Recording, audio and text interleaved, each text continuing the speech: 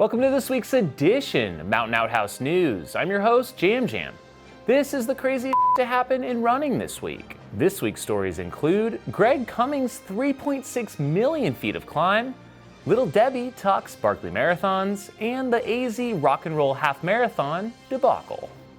Keith Dunn, the source of annual Barkley updates on Twitter, posed a poll this week asking which snack you'd rather see at aid stations this year. The choices?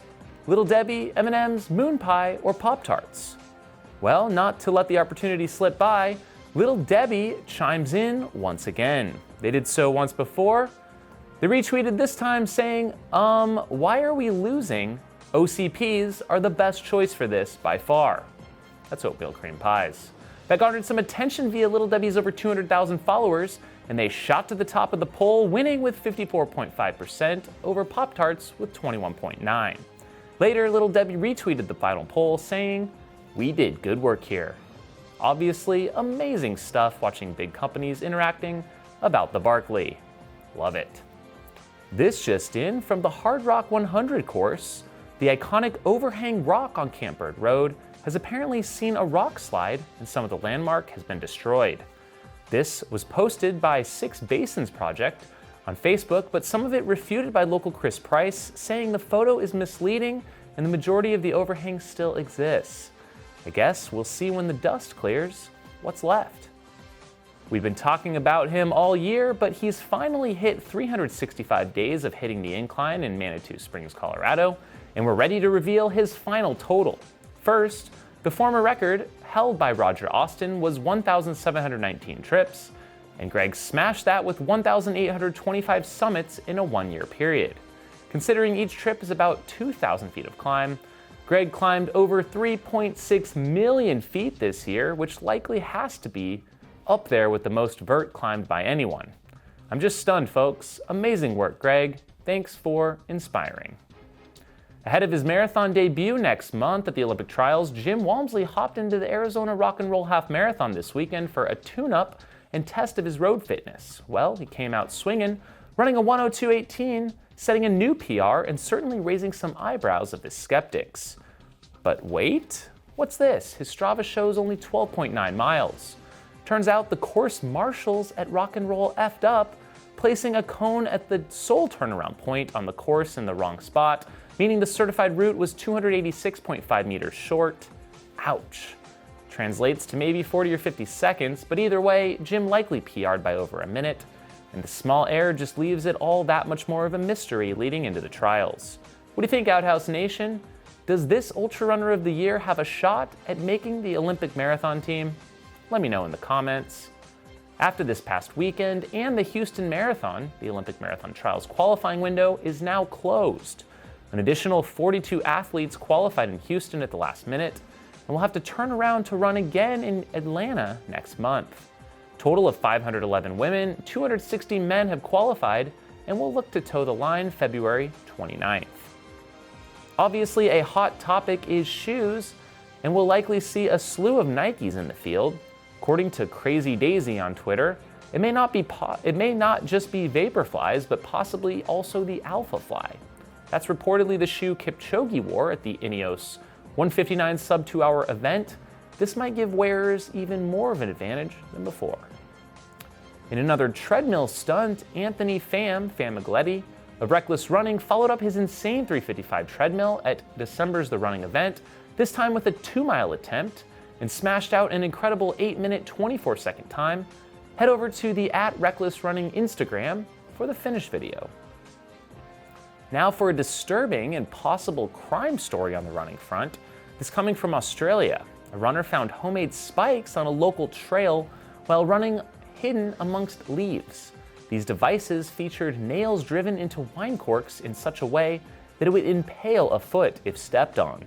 Truly a shocking discovery, unfortunately discovered before any reported injuries.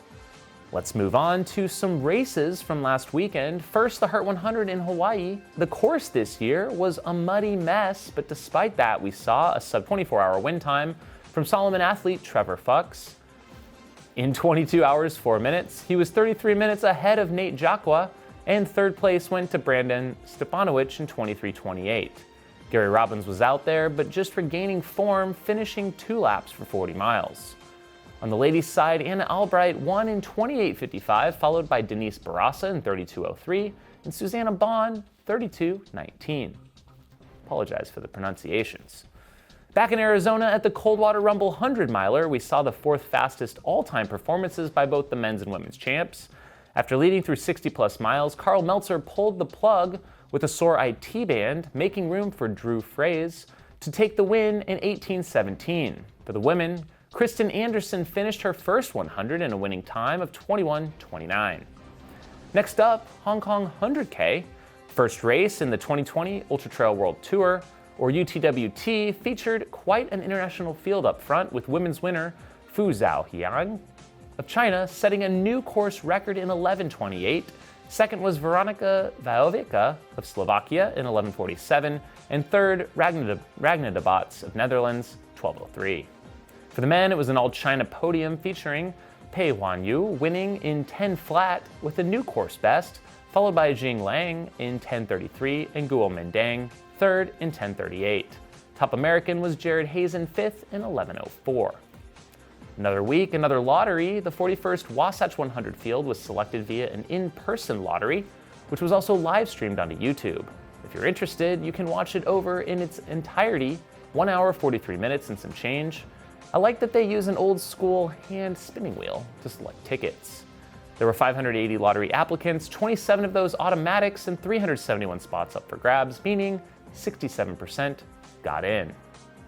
In FKT news, we have a bit of a manifesto to report on from avid FKT goer Ryan Gelfie. He posted to Facebook that he plans on stepping back from racing for 2020 and beyond, and instead focusing his time and efforts on FKTs all over the country. Ryan notes that only the top times are typically featured on the fastest known time website, but he'd like to see a top 10 list kept for major records in order to increase attempts and motivation. I honestly think this is a great idea. Buzz and Peter, what do you think? Maybe get Ryan on the podcast to discuss.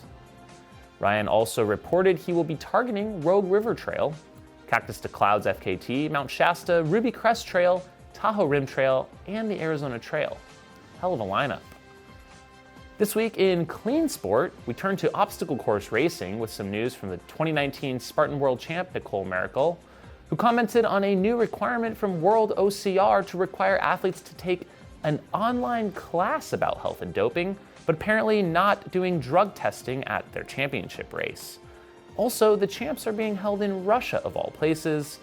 I don't think I need to even go into why that's problematic.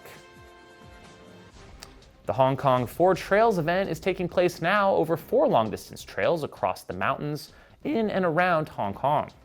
This event is definitely on my bucket list, and I think I'm going to tentatively pencil it in for 2021. I'm already sad about missing Hong Kong 100K this year. Results next week. And finally, we'll be tuning into the World Marathon Challenge again coming up February 12th. That's where 42 athletes will share a chartered airplane, fly around the world, running 7 marathons, 7 days on 7 continents.